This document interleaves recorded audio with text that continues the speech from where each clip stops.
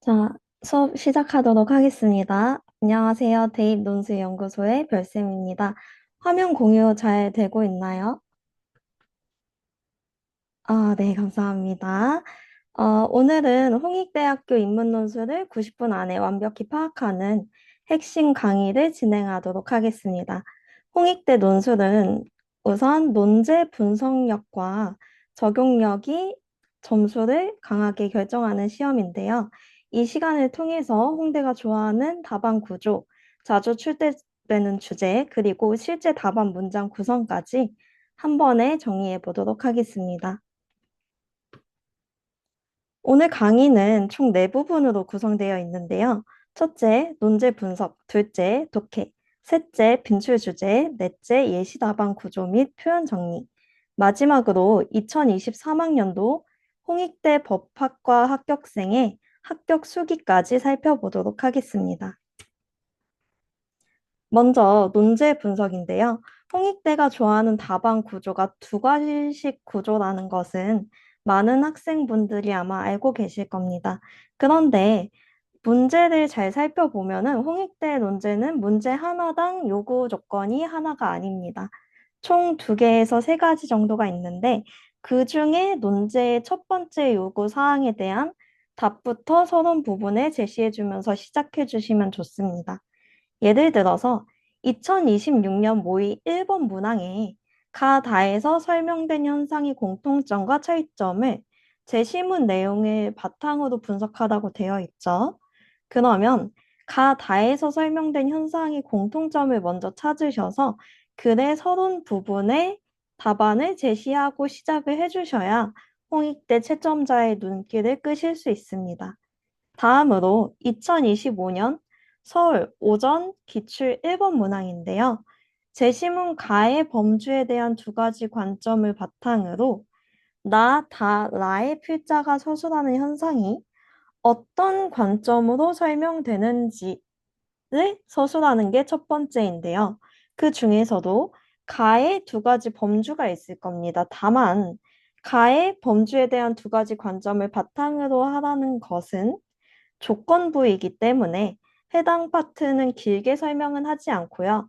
가에는 대안적 관점, 저는 알고 있기 때문에 말씀드리자면 대안적 관점, 그리고 고전적 관점에 대해서 이야기를 하고 있다. 이런 식으로 짧게 정리해 주시고 나부터 시작해 주시면 됩니다. 다음 2025년 오전 기출 2번인데요. 제시문 마와 이에 관한 바와 사를 바탕으로 아의 기술 혁신 활용에 관하여 찬성과 반대 중 하나의 결론을 선택하고 그 근거를 제시하시오. 이렇게 나와 있죠. 이 중에서 가장 먼저 우리가 글의 도입부에 던져야 할 말은 필자는 혹은 서술자는 혹은 생략하셔도 됩니다. 유전자 가위에 찬성한다 혹은 반대한다 하는 의견을 먼저 제시를 해주셔야 좋은 점수를 받으실 수 있습니다. 다음은 2024년 오후 기출 1번인데요. 제시문 나라의 입장을 가의 윤리적 접근법 중 관련된 것을 골라 각각 분석하고 라는 말이 나왔죠. 그럼 마찬가지로 나라의 입장에 대해서 이야기를 해주시되 가에 나타난 윤리적 접근법에 대해서 간단히 언급 정도 해주시면 됩니다. 다음은 독해 파트인데요. 홍익대 논술에서 반드시 아셔야 할 점이 있습니다. 바로 두 가지 개념을 한 제시문에 각각의 경우에 적용하는 것을 선호한다는 것입니다. 이게 무슨 말인지 기출을 통해서 알아볼 건데요. 자, 문제 1번을 같이 볼 겁니다. 제시문 가의 범주에 대한 두 가지 관점을 바탕으로 라고 나와 있죠. 방금 전에 살펴봤던 문제입니다. 나다 나의 필자가 서술하는 현상이 어떤 관점으로 설명이 되는지 그 이유는 무엇인지 기술하되 다라는 비판적으로 분석을 해볼 거고요. 다는 정상가족 범주에 주목해서 서술을 할 겁니다. 이게 만약에 진짜 시험이라면요. 제시문을 어떻게 읽으면 좋을지도 이번 시간에 같이 한번 알아볼 건데요. 보면은 인간은 세계의 온갖 대상들을 특정 범주에 속한 것으로 인식한다. 도입부의 말이긴 하지만 아직 범주에 관한 자세한 내용이 나오지 않았죠. 그렇게 중요한 파트가 아닙니다. 어떤 대상을 범주화하려는 이러한 성향은 진화의 산물이다. 과연 이 문제에서 진화의 산물이라는 말이 필요할까요? 필요하지 않습니다. 날려도 됩니다. 자기가 사는 지역에서 흔히 마주치는 동물들에 대해 천적, 먹이 등으로 범주하는 능력은 인간의 생존에 대해서 매우 중요한 역할을 했을 것이다. 라고 이야기하고 있는데 이 부분도 마찬가지로 중요하지 않습니다. 왜냐하면 재심은 가의 범주에 대한 두 가지 관점을 바탕으로 라고 되어 있으니까요. 그 두 가지 관점에 대한 내용부터 주의 깊게 읽어주시면 되겠죠. 자, 몇 가지 관점이 제시되어 있는데 그중 고전적인 서양 철학의 전통에서는 범주란 엄밀하게 정의되고 상호 구분됨을 강조한다 이렇게 되어 있어요. 아, 고전적 관점에서는 무엇이 중요하구나? 정의라는 말이 중요하고, 그러니까 그 범주에 대해서 이렇게 제시를 하겠다라는 게 정해져 있다는 거죠. 상호 구분됨, 다른 범주와의 구분성을 강조한다는 겁니다. 그래서 고전적 관점에서는 범주에 대해 다음과 같이 가정합니다. 첫째, 둘째, 셋째, 넷째 내용이 가장 중요하겠죠. 첫째, 하나의 범주는 그 범주 구성원들 모두가 공유하는 본질적 속성에 의해 정의될 수 있다. 그리고 둘째, 본질적 자질 집합을 모두 소유한 구성원만이 해당 범주에 속할 수 있다. 하나라도 어긋나는 점이 있다면 해당 범주에서 탈락한다는 말이죠. 이런 식으로 제시문을 반대로 비틀어서 생각하는 능력 또한 여러분이 반드시 갖추고 있어야 합니다. 셋째, 범주의 모든 구성원이 동일한 본질적 자질을 공유하므로 모든 범주 구성원의 위상은 동등하다. 아, 여기서도 모든 범주 구성원의 위상은 동등합니다. 다만 어떤 제한이 있을까요? 당연히 같은 범주의 구성원끼리만 동등한 거겠죠. 넷째, 따라서 본질적 자질의 유무를 통해 한 범주의 경계를 분명하고 엄격하게 파악할 수 있습니다. 자, 그런데 제시문을 약간 생략했어요. 그리고 이러한 생각을 바탕으로 하여 범주를 다음과 같이 바라보는 대안적 관점이 등장했어요. 자, 대안적 관점의 특징을 알아봅시다. 당연히 고전적 관점과는 비교되는, 대조되는 관점이겠죠. 첫째, 범주의 구성원들을 함께 묶는 주요 자질들의 집합이 존재하지만 모든 구성원이 주요 자질 모두를 갖출 필요는 없어요. 어떤 점은 비슷하고 어떤 점은 다르다는 거죠. 둘째, 범주의 구성원들은 모든 구성원이 아니라 몇몇 구성원과만 어떤 자질을 공유함으로써 동일한 범주의 구성원이 될 수 있다. 확실히 고전적 관점보다 훨씬 범위가 넓어진 것을 확인할 수 있고요. 셋째, 범주의 어떤 구성원은 다른 구성원보다 해당 범주에 더 전형적인 구성원으로 간주될 수 있어요. 세 번째 특성 굉장히 중요하게 파악을 해주셔야 됩니다. 더욱 전형적인 구성원이 존재한다는 것. 모든 구성원의 위상이 동등한 고전적 관점과는 차이가 있는 거죠. 이 부분에서도. 넷째, 범주의 구성원 자격을 갖는 항목들의 경계가 어디까지인지가 분명하지 않은 범주들이 존재합니다. 방금 제시문을 함께 읽어봤는데요. 이 제시문을 이미 읽어본 학생분들도 계실 겁니다. 그런데 한번 체크해 보시는 게 좋을 거예요. 내가 과연 이 정도의 깊이로 이 제시문을 읽었는가? 어떤 부분이 중요하지 않고 어떤 부분이 중요함을 잘 파악하면서 읽었는가? 한번 판단해 보시기 바랍니다. 자, 라가 있습니다. 아까 보시면은 라, 가의 범죄에 대한 두 가지 관점을 바탕으로 나다라의 필자가 소설하는 현상이 어떤 관점으로 설명되는지에 대해서 이야기를 하라고 했어요. 그 중에서 라를 가져온 겁니다. 한국의 언론 매체는 정신질환이 원인이 된 범죄, 자살, 가정 파괴 등 사회적 부작용이나 부정적 결과에 초점을 맞추길 좋아합니다. 다시 말해서 한국의 언론 매체는 이러한 자극적인 주제들에 초점을 맞춰서 보도를 한다는 거겠죠. 언론 매체의 기능에 대해서 머릿속으로 빠르게 떠올려 주셨어야 하고요. 악의적 의도가 있다기보다 선정적인 뉴스가 속칭 잘 팔리는 언론의 속성에 부합한 선택인 셈이다. 사실 언론 매체의 의도는 이 문제에서 크게 중요하지 않죠. 이런 강약 조절이 여러분 굉장히 중요한 독해의 핵심이라고 할 수 있습니다. 예를 들어 화재가 발생하다고 합시다. 경찰과 소방당국은 방화를 의심합니다. 용의선상에 거론된 사건 관계자에 대한 조사 과정 중에 빠지지 않는 게 바로 정신병력 여부입니다. 용의자로 확인할 증거가 수집돼 특정되면 수사 브리핑에서 그간의 수사 결과가 발표가 되고요. 그때 브리핑에 참석한 한 기자가 묻습니다. 기자는 여러분, 이때 배경 지식이 필요합니다. 당연히 기자는 언론 매체 일부죠. 그러한 언론 매체 일부인 기자가 묻습니다. 피의자에게 정신질환이 있나요? 예, 이때 조현병, 정신병력 여부를 기사 제목에 굳이 집어넣으면 방화범죄는 어느새 정신질환자 범죄로 뒤바뀝니다. 곧 기사는 포털 사이트의 메인에 소개되고요.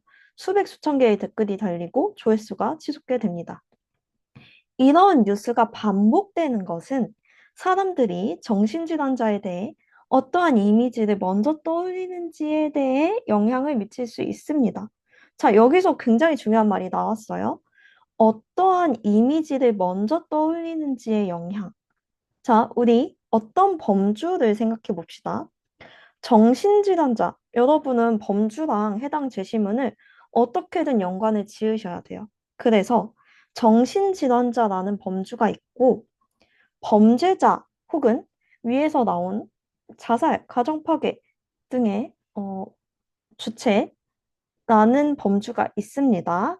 해당 범주에 대해서 고전적 범주와 대안적 범주로 나눠서 여러분이 논해 주셔야 되는데 이러한 뉴스가 반복되는 것은 사람들이 정신질환자에 대해 어떠한 이미지를 먼저 떠올리는지에 영향을 미칠 수 있다. 이 말이 과연 어떤 범주에 해당하는지 한번 잘 생각해 보시고요. 여기에서 더 나아가 일부 사람들은 모든 정신질환자는 범죄를 저지를 가능성이 더 높다라고 인식하기도 합니다. 일부 사람들이라고 강조를 했고요. 모든 정신질환자, 우리 앞에서 읽은 게 있죠. 모든 범주에 속하는 사람은 이럴 속성을 가지고 있다라고 하는 것. 자, 한번 생각해 보시고요. 하지만 정신질환자의 범죄율이 현저히 낮다는 사실은 이러한 생각이 고정관념임을 보여준다 하면서 글이 마무리되고 있습니다. 자, 여러분 한번 잘 생각해 보셨기를 바랍니다.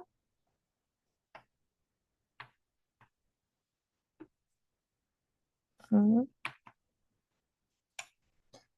화면이 잠시 멈췄는데, 어, 잠시만요.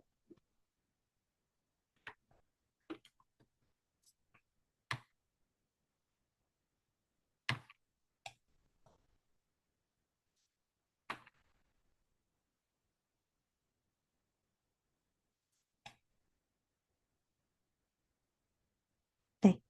홍익대 논술에서 반드시 알아야 할 것. 다시 한번 강조드리면 두 가지 개념을 한 제시문의 각각의 경우에 적용하는 것을 선호한다는 겁니다. 앞에서 뉴스가 정신병이 있는 사람의 범죄 사실을 자주 송출하면은 시청자의 인식이 변화한다고 했는데요. 우리가 읽은 대안적 관점은 더욱 전형적인 범주 구성원이 존재를 했죠. 그래서 사람들이 뉴스 보도로 인해서 특정 범주에 대한 인식을 더 자주 떠올리게 됩니다. 더 전형적인 사람들이 있구나 하는 생각을 하게 되는 겁니다. 두 번째는 고전적 관점이에요. 범주 구성원 모두가 같은 속성을 지닌다고 했죠.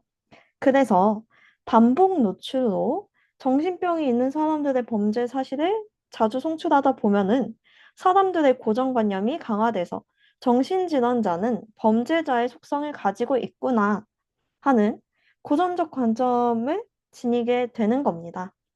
이런 식으로 두 가지 개념을 하나의 제시문에 모두 적용해야 한다는 것을 알고 있는 학생과 모르고 있는 학생은 정말 답안에서 차이가 크기 때문에 우리가 이번 시간을 통해서 다시 한번 숙지하는 것이 좋습니다.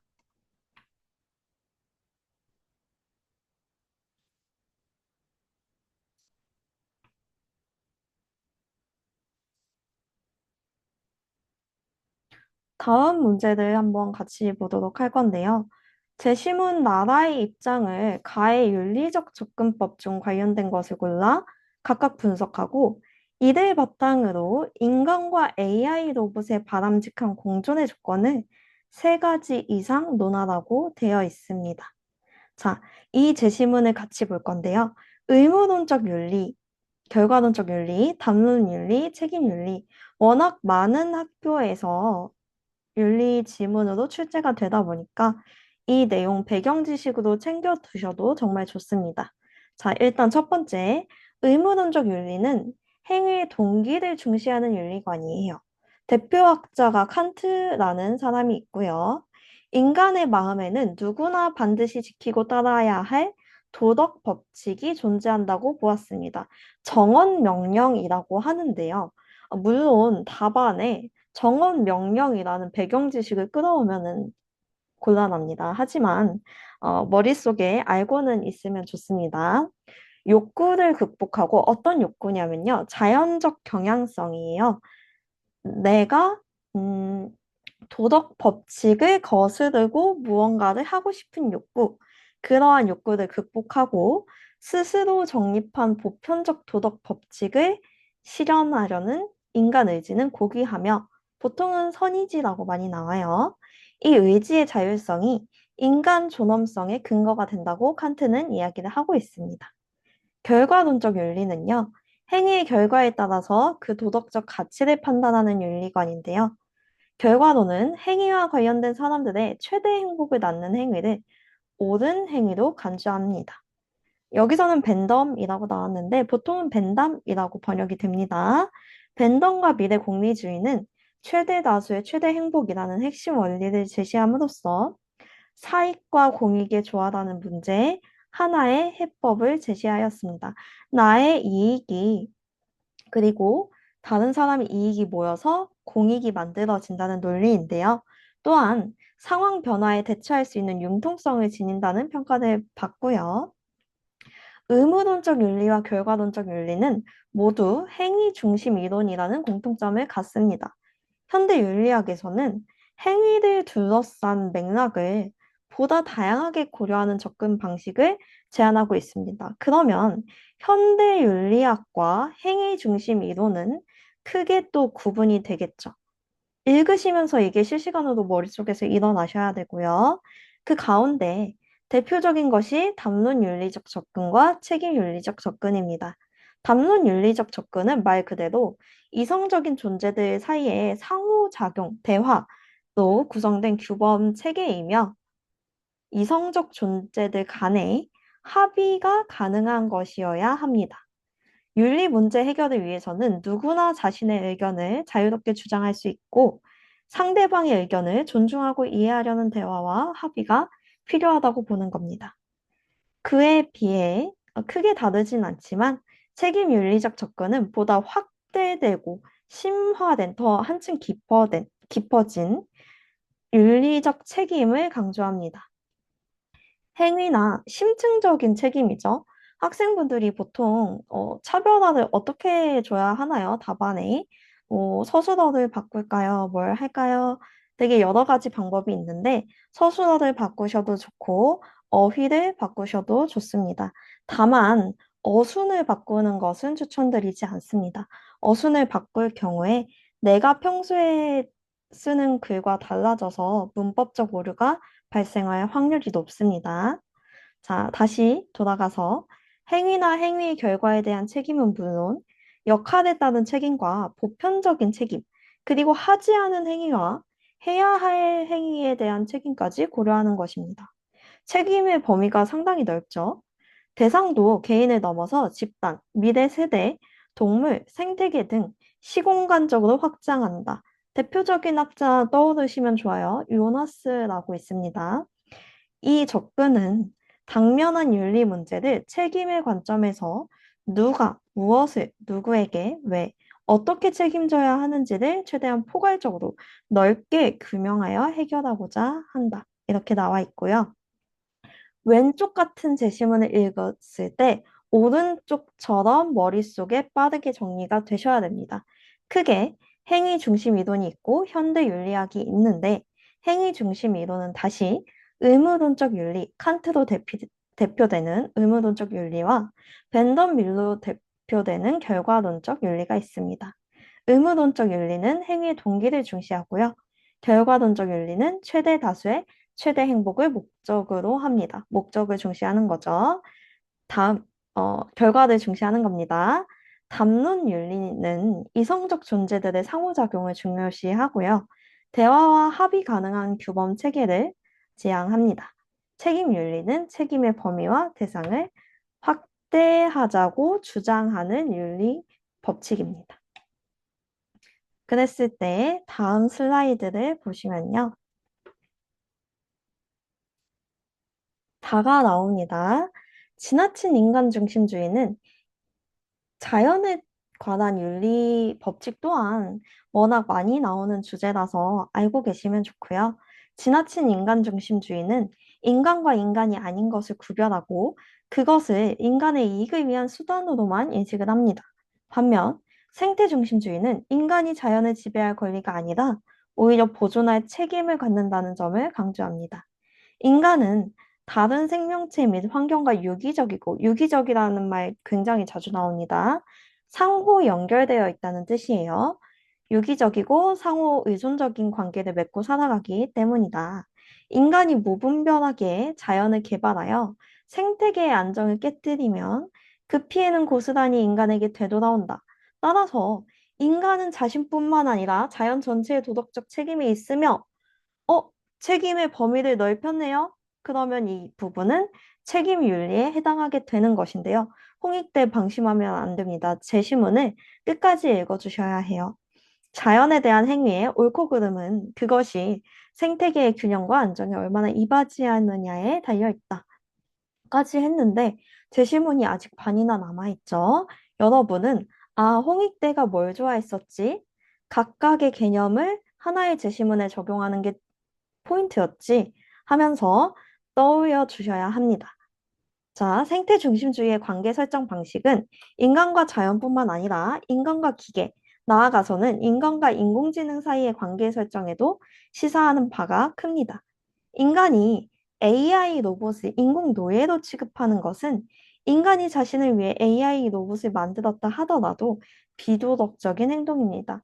여기까지는 단지 비도덕적인 행동에 대해서 논하고 있습니다. 아직까진 그래요. 1818년에 발표된 소설 프랑켄슈타인에서 인간에 의해 창조되었지만 두려움과 혐오의 대상이 되어 버림받는 괴물의 절규. 자, 여러분, 절규에서 떠오르는 게 있어야 합니다. 절규라는 것은 다시 말하면 고통에서 우러나는 것이죠. 고통은 앞에서 말한 행복 혹은 쾌락의 반대 개념이고요. 더 읽어봅시다. 나는 너의 피조물이고 우리는 둘 중 하나가 죽음을 맞지 않는 한은 끊을 수 없는 유대로 얽혀 있다. 나에 대한 당신의 의무를 다하라. 의무를 다하라고 해서 이거를 의무론으로 이야기하시면 안 됩니다. 왜냐하면 그러면 나도 당신과 자, 칸트는 뭐가 없었죠? 조건이 없었죠. 그런데 너가 의무를 다하면 나도 나머지 인간들 그리고 당신에 대한 의무를 다하겠다. 괴물을 어떻게 대하느냐에 따라서 너, 나머지 인간들의 안녕이 달려있는 겁니다. 그러면 이 부분은 결과론적 접근으로 이해를 하셔야 돼요. 왜냐하면 괴물은 위협적인 존재고요. 괴물에게 잘해주면 결과적으로 모두가 행복할 수 있겠죠. 그래서 다에 해당하는 해당 제시문은 책임 윤리와 결과론적 접근을 모두 어, 찾아주셨어야 하는 파트입니다. 다음은 빈출 주제에 관한 이야기를 해보도록 하겠습니다. 제시문의 출제 의도를 파악하는 건데요. 물론 논술은 사전 지식보다는 독해력과 적용 능력이 가장 중요합니다. 그래서 내가 사탐 공부를 많이 안 했는데 어떡하지? 지금이라도 사탐 공부를 해야 할까? 최저를 맞추는 게 아니라면 그런 고민은 조금 덜으셔도 괜찮지만, 그럼에도 빈출 주제구는 존재합니다. 예를 들어서 사회 영역 같은 경우에는 문화 변동, 뭐 발명, 발견 이런 것들 말하는 겁니다. 젠트리피케이션. 젠트리피케이션도 굉장히 자주 나오는 주제인데요. 알아두면 좋아서 잠깐 설명을 해드리도록 하겠습니다. 젠트리피케이션은 낙후된 지역에, 그러니까 개발이 조금 덜 된 지역에 중산층 이상 사람들이 새롭게 유입되면서 지역 환경이 개선되고 부동산 가치가 상승하지만 그 결과 원래 거주하던 저소득층이 임대료 상승 등으로 외곽으로 밀려나는 현상을 우리가 젠트리피케이션이라고 이야기를 합니다. 해당 개념 하나 챙겨두시면 좋겠고요. 사회 불평등, 그리고 다양성 존중에 대한 것들 굉장히 많은 대학에서 자주 나오고 있죠. 경제 영역에서는요, 시장 실패, 정부의 정책 실패, 독과점, 무역, 기업의 사회적 책임에 대해서 논할 때가 많고요. 윤리 영역에서는 앞서 살펴본 의무론과 결과론의 대비, 혹은 정의론, 롤스라는 학자 기억하실까요? 자유주의와 공동체주의라는 이야기가 나오고요. 인간과 자연, 기계와 AI 윤리에 대해서도 굉장히 자주 나오고 있습니다. 출제자의 관심사는요, 사회 현상, 경제 질서, 윤리적 딜레마 등에 있다는 점 우리가 반드시 파악하고 있으면 좋습니다. 그리고 그동안 총 10년 동안의 기출을 분석했을 때 아직까지 안 나온 개념들이 있어요. 바로 동양 철학과 기회비용에 관한 것들, 플라톤, 아리스토텔레스, 다른 학교에서 굉장히 자주 나타나는 제시문이죠. 실견설도 타 학교에서 최소 두세 학교가 해당 수필을 인용을 했고요. 변신에 대한 것들 아직 나온 적이 없습니다. 그래서 살펴보자면, 물론 이게 100% 확신은 아니지만, 혹시나 하는 마음에 배경 지식 챙겨드리자면, 첫 번째, 세대 갈등과 정의입니다. 핵심 내용은요, 어, 해당 내용은 지난 성신여대 주제로 출제가 되기도 했는데요. 연금, 일자리, 주거 문제, 청년과 노년 세대 간 불평등이 심화가 되고 있고, 대표적인 사상가로 롤스, 노직, 샌델이 있습니다. 성신여대에서는 롤스와 노직이 출제가 되었는데요. 롤스는 정의론, 최소 수혜자를 우선시하는 겁니다. 그래서 사람들이 모두 무지의 베일이라는 걸 쓰고 있다고 가정을 했을 때 어떤 선택을 할 것인가? 내가 그 사회에 최소 수혜자가 될 수도 있겠다고 생각을 하겠죠. 그러면은 어떤 선택을 할까요? 당연히 최소 수혜자. 내가 그 위치에 있을 수 있으므로 최소 수혜자를 우선으로 하는 어, 이야기가 바로 정의론입니다. 그 다음 노직의 자유지상주의. 어, 이분은요, 세금은 폭력이다. 이렇게까지 주장을 했던 분인데요. 재분배를 그만큼 반대하는 사상가고요. 샌델의 경우에는 공동체주의, 세대 간의 연대를 강조하는 비교적 더 최근의 철학자입니다. 시험 포인트는요, 세대 간 자원을 어떤 기준으로 나누는 게 과연 정의로운가에 대한 것입니다. 쉽게 이해하기는 한번 읽어보시면 되겠습니다. 연금을 더 내야 하는 청년 세대와 이미 혜택을 누리는 노년 세대 문제를 어떤 원칙으로 해결할 것인가에 대해서 논해볼 수 있겠죠. 두 번째, 전쟁과 평화의 윤리입니다. 최근에 또 세계 곳곳에 전쟁이 일어나고 있었는데요. 핵심 내용은 전쟁은 언제 정당화될 수 있는가? 평화를 지키는 방법은 무엇인가? 했을 때 대표적인 사상가들 아우구스티누스, 아퀴나스, 칸트, 월처 등이 있고요. 정의로운 전쟁, 영국 평화 이름에서 아실 수 있겠죠. 현대 정의 전쟁론이라는 말은 방어를 위한 전쟁만 정당하다 라는 의견이 있고요. 그래서 국가 안보와 윤리적 원칙 중 어느 쪽을 우선할 것인가? 방어를 할 것인가? 아니면 정의로운 근거로 전쟁을 할 것인가? 아니면은 윤리적 원칙이 존재하기 때문에 전쟁은 어떤 상황에서도 심지어 방어를 하는 것도 금지를 할 것인가? 그래서 테러 위협에 맞선 선제 공격은 과연 정당화될 수 있는가에 대해서 물어볼 수도 있는 거고요. 자, 계속해서 지난 10년 동안 홍익대가 출제하지 않은 주제들입니다. 소비와 기후윤리입니다.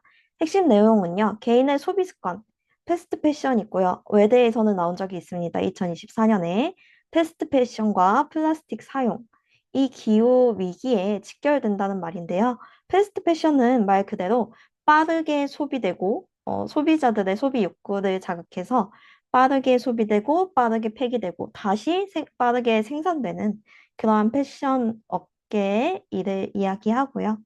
플라스틱 사용은 사실 보면 아실 수 있죠. 대표 사상가로는 네스, 칸트, 밀이 있습니다. 굉장히 자주 나오는 사상가들인데요. 심층 생태학, 생태 중심주의라고 하죠. 인간은 커다란 생태계의 일부일 뿐이다. 모두는 동등한 위상을 가진다. 그러므로 자연을 파괴하면 안 된다. 이런 입장을 가진 네스가 있고요.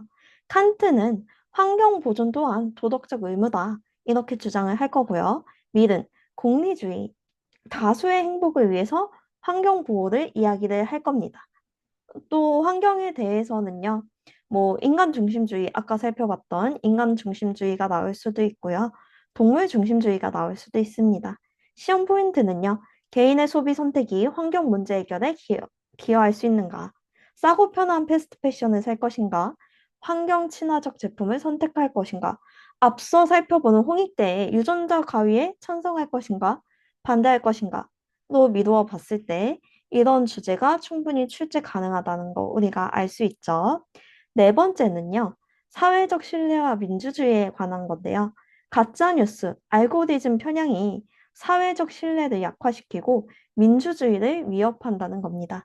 대표적으로 하버마스, 루소, 아렌트 등이 있는데요. 해당 사상가들을 외울 필요는 없지만 담론 윤리는 굉장히 자주 나와서 합리적 의사소통을 강조한다는 점 정도는 배경 지식으로 챙겨가셨으면 좋겠습니다.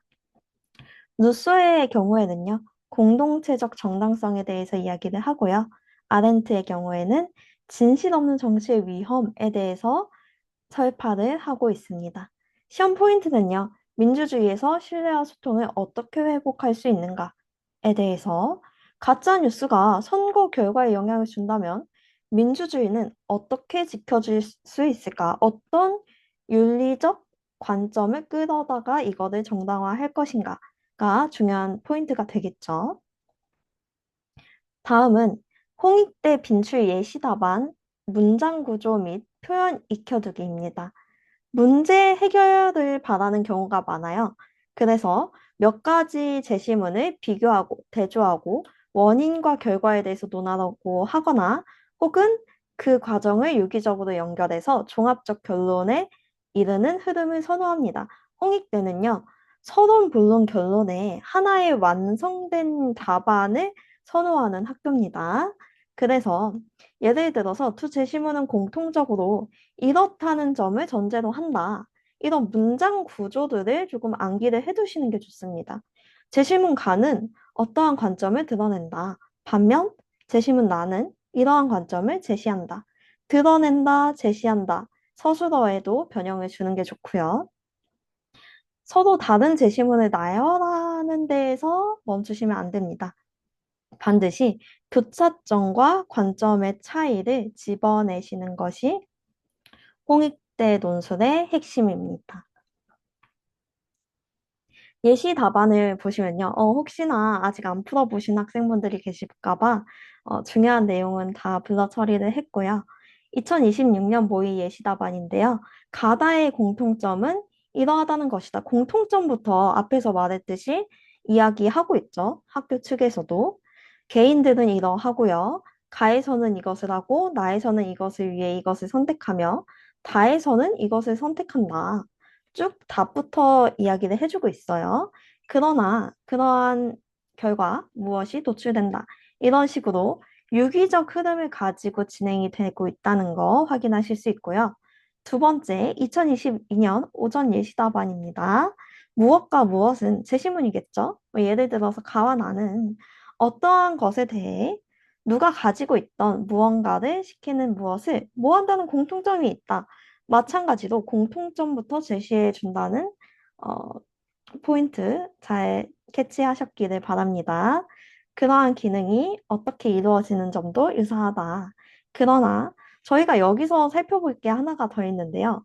예시답안 구조를 보면은 제시문에 이것은 누구에게 무엇에 대한 무엇과 무엇을 어떻게 함으로써 육하 원칙에 해당하는 것들을 자세히 기술해주고 있죠.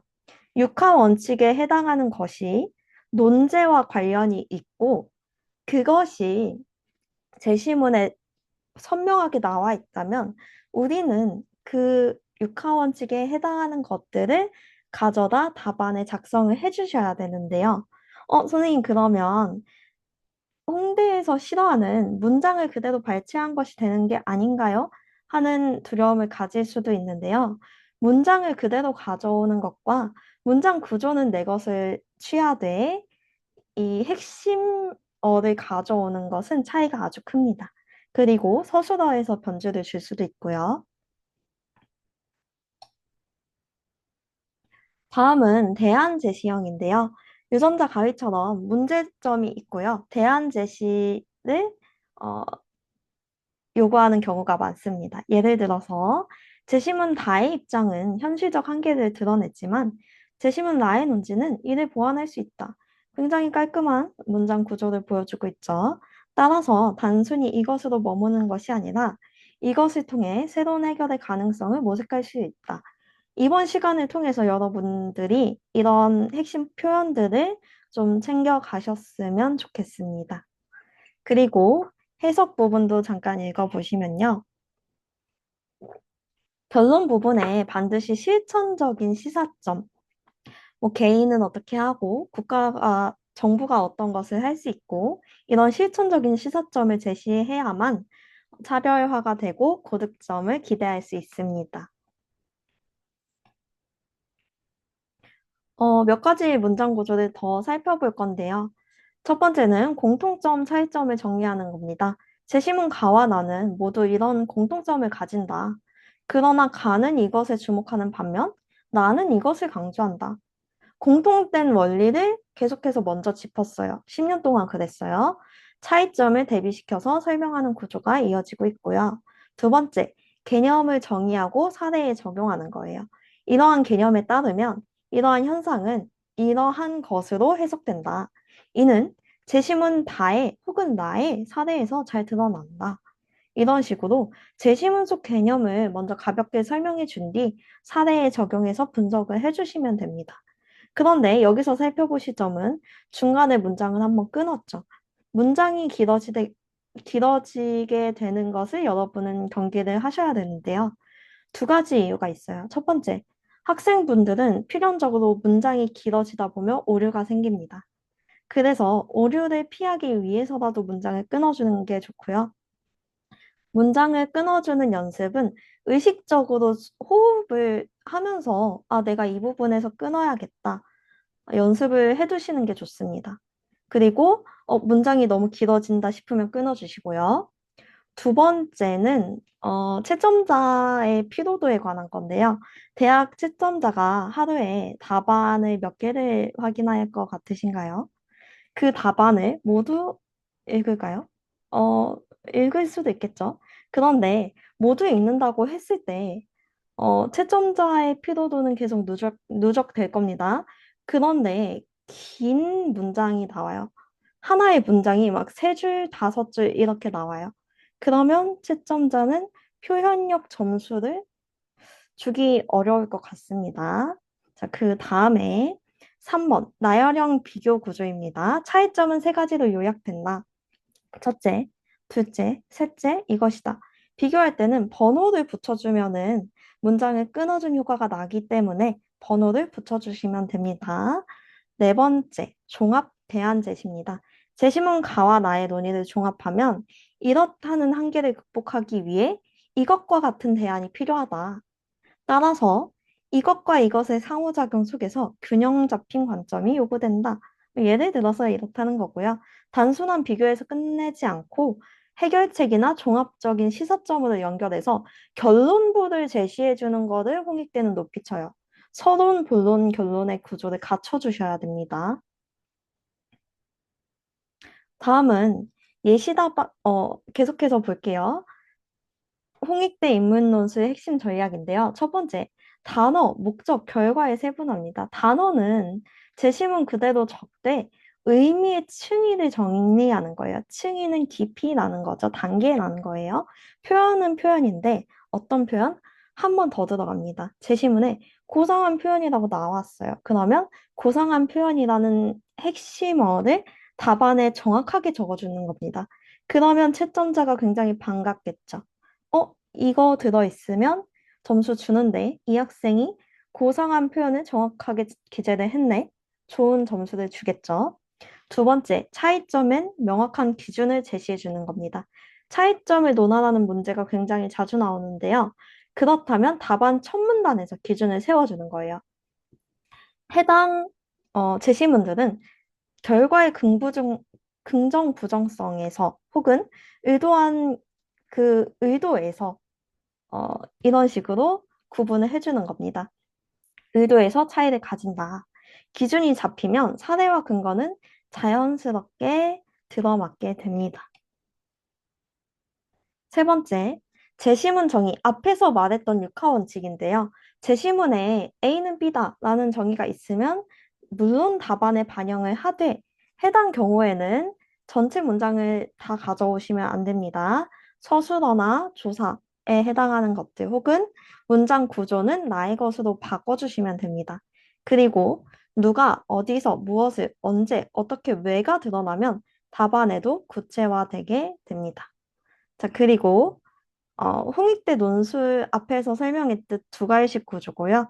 답부터 말하도록 되어 있습니다. 해당 방법을 사용할 때 시작 단어와 서술어를 미리 생각해 두면 반복도 줄일 수 있고요. 시간도 줄일 수 있고요. 방향이 선명해집니다. 예를 들어서 가는 무엇을 제시한다. 가는 무엇을 요구한다. 이런 식의 시작 단어와 서술어를 미리 생각을 해주시는 겁니다. 다섯 번째는 다층적인 사고 요구인데요. 주어진 개념을 맥락에 따라 긍정, 부정 모두 한번 적용해 보세요. 다른 제시문과 연결했을 때 어떤 결과가 나오는지 다시 한번 물어보세요. 머릿속에서 A와 B가 결합했을 때 어떤 결과가 나오는지 하는 자기 질문 루프, 어, 자기 질문이 계속해서 필요합니다. 단계별로 독해를 하면서 질문을 거쳐야 논리 구조가 흔들리지 않는데요. 예를 들어서 이 괴물을 왜 제시하고 있지? 우리가 앞서 읽은 제시문에서 괴물이 너 조건을 거는 이유는 뭐지? 앞에서 뭘 읽었더라? 이런 식으로 계속해서 스스로에게 질문을 던지셔야 돼요. 그래야 잘못된 방향으로 독해하지 않습니다. 자, 2026년 홍익대 모의고사 많이 풀어보셨을 거예요. 과연 이 중요한 포인트 잘 확인하셨나? 한번 같이 봅시다. 가다에서 설명된 현상의 공통점과 차이점을 제시문의 내용을 바탕으로 분석하고, 자, 우리는 배웠어요. 공통점부터 제시를 하실 겁니다. 라의 사례가 그것과 어떤 방식으로 연결되는지 설명하라고 되어 있죠. 제시문을 읽을 거예요. 인간은 늘 다른 사람에게 도움을 받아야 한다. 그러나 이것을 타인의 호의에만 의존하는 것은 헛된 일이다. 내가 원하는 것을 당신이 내게 주면 당신이 원하는 것을 내가 주겠다는 것이 모든 거래의 의미이다. 자, 여기까지는 중요한 내용이 있어 보이나요? 인간은 도움을 받아야 한다. 계속 읽어봅시다. 이 방법을 통해 자신이 원하는 것을 상대방에게서 얻는다. 중요한 게 나왔어요. 계속해서 반복하고 있죠. 반복한다는 건 중요하다는 얘기예요. 원하는 것, 원하는 것, 원하는 것. 세 번이나 나왔어요. 자, 내가 원하는 것을 얻는 것. 이익이라고 이야기를 하는데, 마침 다음 문장에 이런 이야기가 나와요. 우리가 오늘 저녁을 먹을 수 있는 것은 푸석한 주인, 양조장 주인, 빵 굽는 사람의 자비심 때문이 아니라 이게 중요한 게 아니죠. 그들이 자신의 이익을 추구하기 때문이다. 자, 우리는 이거를 앞에서 배웠어요. 어떻게 할 수 있어요? 사익이라는 말로 변경할 수 있어요. 우리는 그들의 자비심이 아니라 그들의 이기심에 의존하는 것이며 우리에게 무엇이 얼마나 필요한지가 아니라 그들에게 어떤 이득이 있는지 말해야 한다. 첫 번째 문단은요, 계속해서 똑같은 얘기하고 있는 거예요, 결과적으로. 개인은 자신의 이익을 추구한다. 자, 두 번째 문단 봅시다. 각 문단의 핵심을 파악하셔야 돼요. 어떤 사람이 자신의 자본을 사용해 노동을 유지하는 것은 이윤을 얻기 위해서다. 따라서 그는 자기 자본을 그 생산물이 가장 큰 가치를 가질 수 있게 하는 노동, 즉, 그 생산물이 가장 큰 양의 화폐나 다른 재화와 교환될 수 있게 하는 노동에 사용하려고 힘쓸 것이다. 일반적으로 개인은 공공이익을 추진하려는 의도가 없고, 자, 앞에서 무슨 얘기가 있었죠? 대비되는 얘긴데요. 앞에서 개인은, 어, 대비되는 게 아니죠. 상응하는 거죠. 앞에서 개인은 자기의 이익을 추구한다고 했어요. 그리고 여기서도 개인은 공익을 추구하려는 의도가 없다고 되어 있어요. 그런데 또 자신이 그런 이익을 얼마나 많이 추진하는지 알지도 못하고요. 자, 어쩌고 저쩌고 내용이 나오고 있고, 개인이 공공이익에 매진하려는 의도를 가지지 않는다. 자, 그러면 두 번째 문단에서 중요한 건 뭐였죠? 개인은 그런 의도가 없었어요. 개인은 사익을 추구하려는 의도만 가지고 있었어요. 첫 번째 문단과 두 번째 문단을 유기적으로 연결해 주셔야 됩니다. 세 번째 문단입니다. 개인이 공공이익에 매진하려는 의도를 가지지 않는다는 사실이 사회를 위해 나쁘기만 한 것은 아니에요. 그런데 여기서 중요한 거 나왔어요. 사회, 공공의 영역이죠. 공익이라는 말로 대체할 수 있겠네요. 그러면 개인의 의도치 않은 이익 추구로 인해서 어떤 결과가 일어날 수 있다? 공익이라는 결과가 일어날 수 있다를 말하고 싶어 하는 것 같아요. 계속 읽어볼게요. 오히려 개인이 의도적으로 공공의 이익이라는 말이 나왔죠. 추구하기보다는 개인들이 저마다 자신의 이익을 쫓는 과정에서 사회 전체의 이익이 더 잘 실현되는 경우가 많다. 너무 친절한 질문이에요. 개인이 어떤 경우가 많다?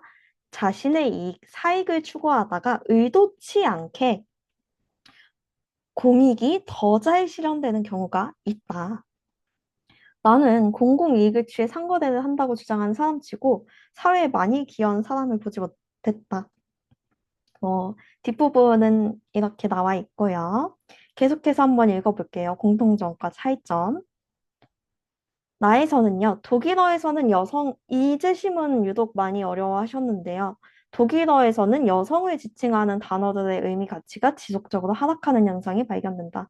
자, 여러분이 주목하셔야 될 점을 여기서 하나 알려드릴 거예요. 핵심 포인트를. 자, 예컨대 이런 말이 있어요. 뭐, 프라우라고 읽나요?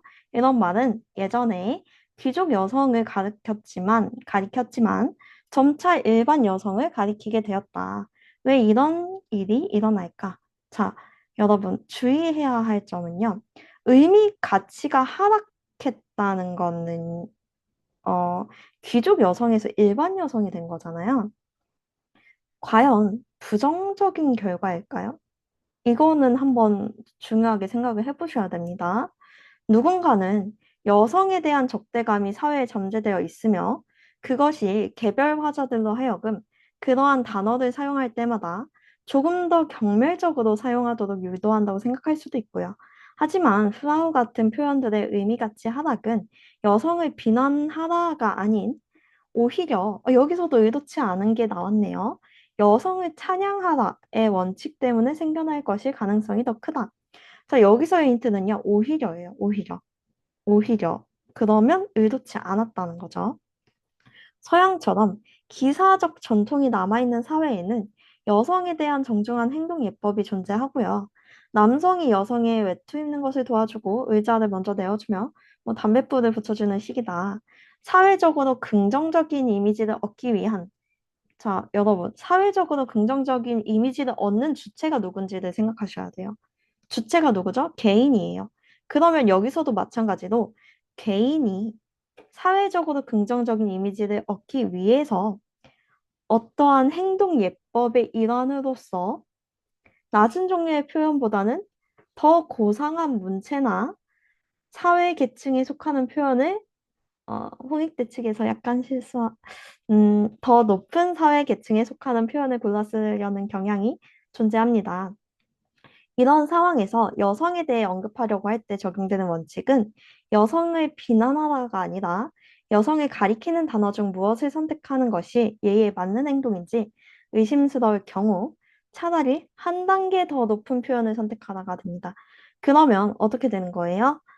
개인이 사회적으로 긍정적인 이미지를 얻기 위해서 한 단계 더 높은 표현 혹은 고상한 표현을 선택했는데 그 결과 어떻게 됐나요? 근데 여기서 또 중요한 게 있죠. 반복적으로. 앞에서 나온 가도 반복적으로 그랬어요. 계속해서. 근데 여기서도 반복적으로 사용되다 보면은 고상한 단어가 점차 일상적인 표현이 되고 기존의 일상적이었던 단어는 의미 악화를 겪게 됩니다. 근데 여러분 여기서도 악화라는 말이 나왔지만 과연 귀족 여성에서 보통 여성으로 변화하는 것이 의미는 악화됐다고 말할 수 있지만 부정적 결과라고 볼 수 있을까요? 긍정성과 부정성을 판단할 수 없습니다. 그 결과 뭐 또 이렇게 나와 있고요. 다를 함께 봅시다. 다에는 정보화의 진전에 따라 첨단 정보통신 기기를 이용해 다양한 정보를 활용할 수 있게 되었고 인터넷 기반의 가상 공간이 허용되면서 인간의 공간 이용 방식과 생활 양식에도 변화가 나타나고 있어요. 자, 여기까지는 사회 배경을 소개해 준 거죠. 특히 첨단 정보통신 기술의 발달로 공간 정보 기술의 활용이 활발해지면서 위성 위치 확인 시스템, GPS죠. GPS를 통해서 답안에 적기 굉장히 좋은 형태로 나와 있죠. 공간 정보를 편리하게 활용하고 참고로 영어 대문자는 원고지 한 칸에 하나씩 적어주시면 됩니다. 내비게이션을 통해 최단 경로를 손쉽게 파악할 수 있게 되었다. 자, 그러면 결국의 핵심은 정보통신 기술이 발달하면서 GPS를 통해서 또 내비게이션을 통해서 최단 경로로 도착하고자 할 수 있는 경로를 선택할 수 있다는 거죠. 그러나 연구 결과에 따르면 대다수 운전자들이 동일한 정보를 바탕으로 같은 경로를 선택하고 이런 정보가 여러 서비스 간에 공유되지 않는 문제와 맞물려 결과라는 말이 나왔어요. 결과적으로 교통 흐름의 비효율성을 야기하는 것으로 나타났어요. 자, 그러면 여기서는 내가 개인이 운전자들이죠. 개인이 자신의 이익을 위해서 더 빠르게 가는 것을 위해서 무엇을 한 거죠? 최적 경로를 선택했어요. 그 결과 어떻게 됐죠? 교통 흐름의 비효율성이 나타났어요. 의도치 않은 결과입니다. 그리고 부정적인 결과죠. 그리고 본래의 목적과 충돌하는 결과죠. 이것도 중요합니다. 나에서는 본래의 목적과 충돌했어요. 나도 마찬가지예요. 그런데 가는 어떻죠? 개인이 자기가 공익을 얼마나 많이 추진했는지 알지도 못하는데 원래의 목적과 충돌할까요? 아니죠. 원래의 목적과 상충하지 않는 결과입니다. 가는 유일하게. 이런 식으로 홍익대는 굉장히 제시문들 간의 공통점과 차이점을 계속 생각하시면서 비교를 해주셔야 해요. 다음으로 라를 봅시다. 라도 많이 어려워하셨는데요. 라에서 2007년 미국은 국민들의 퇴직 후 재정적 안정을 지원하기 위해서 자, 여러분 여기부터 나옵니다. 무엇 하기 위한다는 표현. 그러면 여기서는 뚜렷한 목적이 있네요. 그죠? 여기서도. 근데 여기서는 개인의 이익을 위한 게 아니죠. 개인의 이익을 위한 게 아닌데 장기 저축 습관과 자산 축적을 장려하는 국민퇴직 저축 프로그램이라는 것을 도입했어요. 이게 핵심이죠. 미국 정부는 국민들의 자발적 참여를 유도하기 위해서 유도라는 말이 나왔어요. 그러면 앞에 가나다와 다른 점이 나옵니다. 어떤 점이 다르죠? 라에서는 유도했다는 점이에요. 의도적으로 선택했다는 점이에요. 그러기 위해서 최초 보조금 1,000달러를 제공하는 등 재정적 인센티브를 마련했어요. 특히 주목할 점은 굉장히 중요한 점이 나올 건데 자동으로 등록시켰다는 거예요. 별도의 의사 표시 없이 자동으로 가입되는 방식은 선택을 바꾸는 과정에서 발생할 수 있는 손실이나 부담을 피하고자. 자, 그러면 이거는 뭘 이용한 거죠? 개인의 이익을 추구하는 성향, 그리고 개인의 피해를 최소화하고자 하는 성향, 그러한 성향, 가나다에서 나왔던 그러한 성향을 라에서는 의도적으로 이용하고 있어요. 이런 식으로 답안을 구성해 준다면 굉장히 좋은 구성의 답안이 됩니다. 다음은 홍익대 합격생 수기를 한번 살펴볼 건데요. 원래는 왼쪽 부분에 합격증이 보여야 되는데 어, 보이지 않고 있습니다. 자, 홍익대 합격 수기 2023학년도 법학과 합격자였어요. 해당 합격자의 수기를 같이 한번 읽어봅시다. 해당 학생은요, 무유학 반수를 하면서 논술 학원을 병행을 했는데 그 학원도 병행을 하고 첨삭도 병행을 했는데 그 결과 스스로 연습하면서 알아낸 점은 제일 중요한 것은 분석 능력과 융합 능력이라는 겁니다. 분석 능력은 제시문을 잘 읽고 분석하는 것뿐만 아니라 논제부터 분석하여 앞에서 우리 논제 분석하는 거 많이 했죠. 논제부터 분석하여 문제와 채점자가 원하는 의도 앞에서 이야기했죠. 의도와 글의 방향이 무엇인지 알아내는 것이고 계속해서 그를 의심했어요. 이거를 왜 줬지? 이 내용은 앞부분에 무엇과 연결되는 거지? 이런 식으로 질문을 하셔야 돼요. 융합 능력은 제시문을 토대로 써야 하는 내용들과 내가 이미 알고 있는 배경 지식. 자, 여기서 말하는 배경 지식은 아까 말한 정업 명령 이런 배경 지식이 아니라요. 유도한다를 의도적으로 이러한 선택을 하게 만들었다. 이런 식으로 어휘적인 배경 지식을 말하는 겁니다. 그리고 우리가 앞에서 배웠던 표현적인 배경 지식을 말하는 거예요. 그런 것들을 융합해서 하나의 완성된 글로 적을 수 있는 능력을 말합니다. 굉장히 비슷한 이야기를 하고 있죠. 하나의 완성된 글이라는 것은 서론, 본론, 결론을 말하는 거고요. 특히 홍익대학교 같은 경우에는 제시문에서 적절한 키워드와 정답 문장을 찾아내서 쓰는 것뿐만 아니라 자신이 알고 있는 배경 지식을 적절히 융합해서 쓰는 능력을 높은 점수로 채점하고 있습니다. 아까 말했던 내용이에요. 하나의 완성된 글의 형태를 보여줘야 하기 때문에 요지를 파악한 뒤 배경 지식과 융합한 하나의 방향을 보여주는 글을 선호하는 편입니다. 방향이 하나여야 합니다.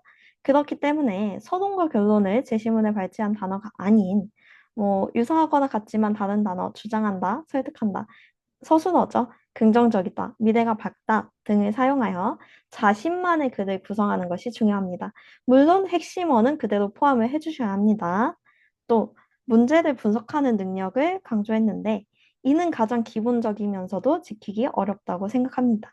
예를 들어서 2023학년도 문제 1에 보면은 제시문 가를 바탕으로 나 다에 나타난 도시와의 긍정적, 부정적 양상을 각각 분석하고 그 내용을 토대로 라의 관점이 지닌 의의와 한계를 서술하시오라고 적혀 있고요.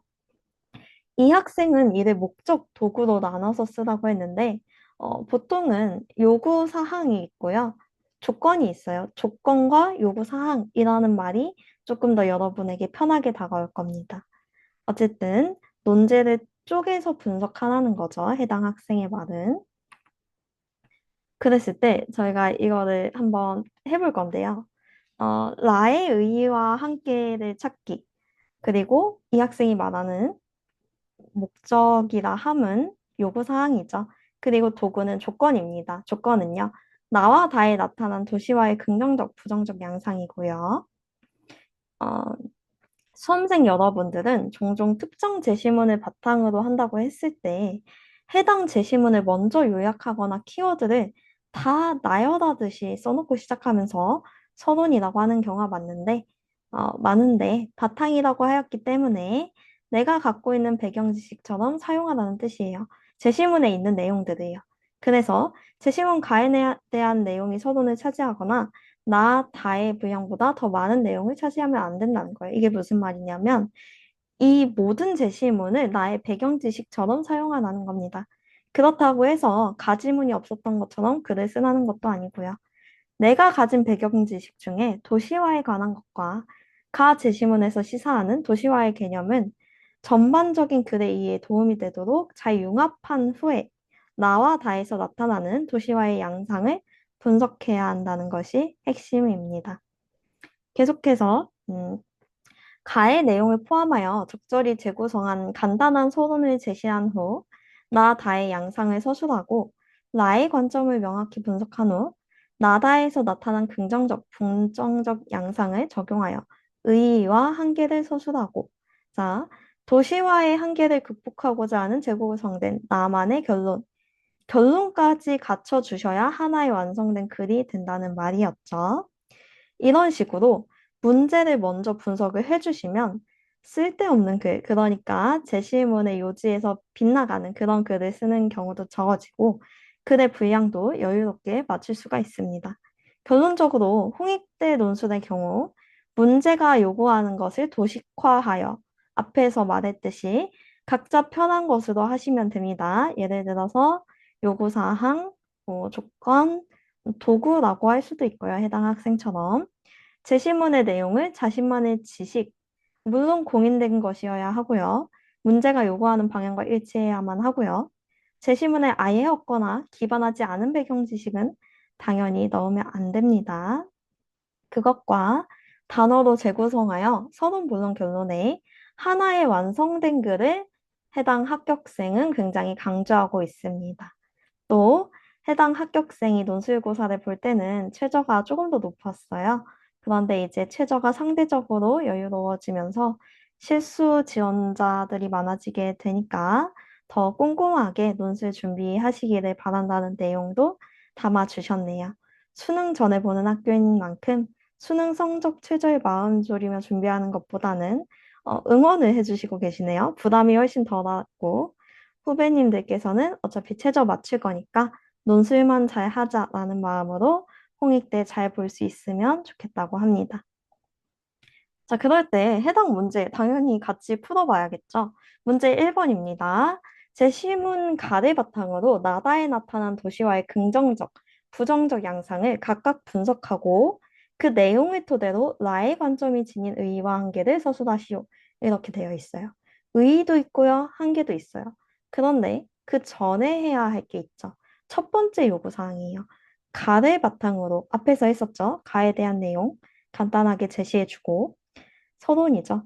나 다에 나타난 도시와의 긍정적, 부정적 양상을 각각 분석을 해주시면 되고요.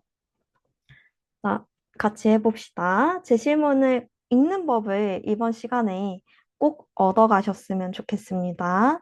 도시화는 사람들의 생활 양식을 크게 바꿔놓았다. 사람들이 모여든 도시는 인구 과밀을 해소하고자 고층 건물, 공동주택 등을 지어 공간 이용의 효율을 높였다. 또 반듯한 도로망을 확충하고 산업, 주거, 상업 등 기능별로 구역을 나눈 새로운 산업단지나 신시가지를 개발하여 생산과 소비의 중심지가 되었다. 도시 개발을 통해서, 도시 계획을 통해서 아주 계획적으로 사람들의 생활 양식을 바꿔놓았다는 이야기를 하고 있고요. 그래서 도시는 다양한 직업을 가진 사람들이 모여 더욱 편리하고 쾌적한 생활을 할 수 있는 곳이 되었다. 저는 여기서 편리와 쾌적한 생활에 밑줄을 칠 것 같습니다. 의죠? 도시화의 의미가 나와 있어요. 의. 자, 그리고 도시 공간에서 사람들은 풍요와 편익을 누리는 한편, 여기서도 마찬가지로 풍요와 편익에 대해서 이야기를 하는 듯 하지만, 한편 반대되는 내용을 이야기하겠죠. 도시화에 따른 여러 가지 문제점도 경험하게 되었다. 어, 살펴보면요. 개인주의적 가치관의 확산으로 각자의 업무 처리를 목적으로 하는 형식적 인간관계에도 저는 동그라미를 칠 것 같습니다. 왜냐하면 여러분이 봤을 때 이거 좀 낯선 개념인데 하는 것들은 핵심어인 경우가 많아요. 그래서 형식적 인간관계라는 것이 무엇인지 잘 알아두시고 체크를 해두시는 게 좋습니다. 그것이 확산되었고, 이는 인간소의 문제를 일으키기도 한다. 인간소의 문제 아시죠? 개인주의가 너무 확산되다 보니까 인간의 가치, 인간적인 가치가 외면되는 그런 문제를 일으키기도 합니다. 또 인구 과민에 따른 주거 불안, 교통체증, 범죄 증가, 환경 오염 등이 심각해졌고요. 그런가 하면 개별적인 문제들이 서로 얽혀 지역 간 혹은 계층 간 격차를 유발하면서 사회 및 공간 불평등을 초래하였어요. 구조적인 문제도 슬슬 발생을 하기 시작했다는 거죠. 도시는 개인적 차원에서의 실천이나 공동체 안에서의 소통을 통해서 그리고 사회적 차원에서의 정책이나 제도를 통해서 이러한 문제를 해결해 나가고 있습니다. 그랬을 때 나를 봅시다. 24시간 편의점은 도시 문화의 산물입니다. 아, 앞에서 도시화에 대해서 이야기를 했는데 이 도시화, 나다에 나타난 도시화의 긍정적, 부정적 양상을 분석해 주셔야 되는 거예요. 편의점이 어떤지 봅시다. 도시 문화의 산물이라고 하네요. 그러면 편의점에 주목을 해줘야겠죠. 도시인, 특히 젊은이들의 인간관계 감각과 잘 맞아떨어진다. 어떻길래 하는 생각이 드셔야 됩니다. 편의점의 점원은 손님이 출입할 때 간단한 인사만 건넬 뿐 손님이 말을 걸기 전에는 먼저 말을 걸거나 시선을 건네지 않아요. 여기서 포인트가 있어요. 무관심이라는 것. 그 무관심의 배려가 앞에서 그런데 무슨 얘기 했었죠? 인간 소외가 일어날 수 있음을 이야기했죠. 물론 여기서는 긍정적인 점으로 나올 겁니다. 무관심의 배려라고 하죠. 손님의 기분을 홀가분하게 만들어준다. 그래서 언제라도 부담 없이 편의점에 들어가 둘러볼 수 있다. 실제로 점원이 고객을 대하는 태도나 방식이 표준화되어 있다. 자, 이래서 앞에 제시문과 계속해서 머릿속으로 비교를 해주셔야 되는 거예요. 손님의 입장에서는 점원의 말과 행동을 예측할 수 있어서 편리하고 점원의 입장에서는 짧은 시간에 많은 손님을 응대할 수 있어서 효율적입니다. 효율적이라는 장점이 있고요. 또 부담이 없다는 장점이 있고요. 그런 점에서 편의점은 인간관계 번거로움을 꺼리는 도시인들에게 잘 어울리는 상업 공간이네요. 편의점은 어두운 도시의 오아시스 같은 역할을 하기도 한데요. 환한 조명은 소비 욕구를 자극하는 고전적인 수법이고요. 그러나 편의점의 밝은 실내 분위기는 진열된 상품들을 빛나게 할 뿐만 아니라 거리를 밝혀주고 드나드는 이들을 안심시키는 효과도 있어요. 심야에 아무런 망설임 없이 편의점에 들어갈 수도 있고 투명 유리를 통해 바깥에서 내부를 훤히 들여다볼 수 있어서 더욱 안심됩니다. 일본의 어떤 편의점은 간판 옆에 경광등을 설치해서 비상시에 사이렌을 울릴 수 있게 하기도 하고요. 위험에 처하거나 다급한 일이 있을 때 누구든지 편의점에 달려가 도움을 청할 수 있게 한 것이죠. 나에서는 계속해서 편의점에 대한 긍정적인 이야기를 하고 있어요. 그런데 문제가 어땠죠? 제시문 가를 바탕으로 도시화의 긍정적, 부정적 양상을 각각 분석하라고 되어 있죠. 그러면 나에서는 긍정적인 점 충분히 찾을 수 있었죠. 가에 의해서 부정적인 점 또한 찾아주셔야 하는 겁니다. 자, 그랬을 때, 이 합격생, 그리고 대인 논술 연구소가 제시하는 좋은 서론을 작성하는 법인데요. 앞에서 나까지 읽어봤는데, 가의 내용을 짧게 제시해 주라고 했어요. 나의 언어로. 도시화는 도시가 발전하면서 다양한 사람들이 더욱 편리하고 쾌적한 생활을 할 수 있게 되는 과정이다. 중요한 핵심어 들어갔고요. 나만의 문장 구성으로 재구성했고요. 하지만 그 과정에서 여러 가지 문제가 발생하기도 한다. 이처럼 도시화는 긍정적인 면과 부정적인 측면을 모두 지닌다. 해서 서론 구성해주면 굉장히 깔끔하죠. 그 다음에 나의 내용을 작성해 주시면 됩니다. 나에서 24시간 편의점은 도시 어느 곳에나 존재하고 도시 곳곳에 존재한다. 어느 곳에나 존재한다. 어디든 존재한다. 표현은 다양하게 쓸 수 있죠. 사람들이 언제든 필요한 물건을 손쉽게 구매할 수 있게 해주기 때문에 손쉽게를 편리하게로 바꾸셔도 되고요.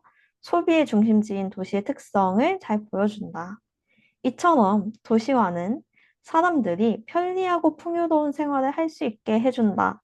딱 반 정도 장점을 나열했어요. 한편, 이제 단점을 이야기할 겁니다.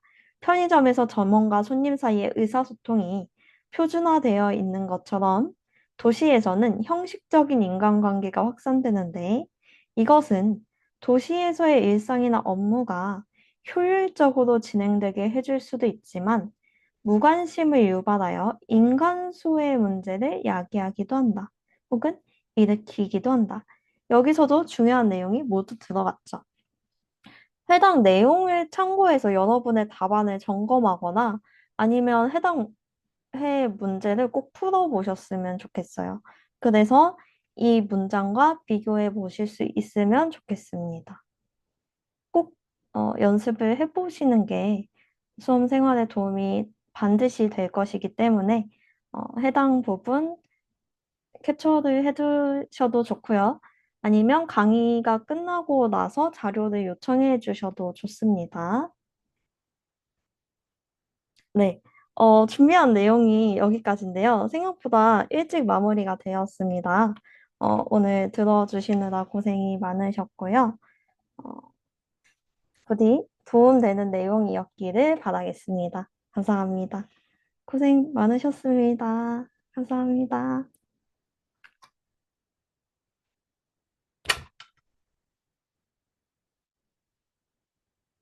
필요한 자료는 꼭 요청해 주세요.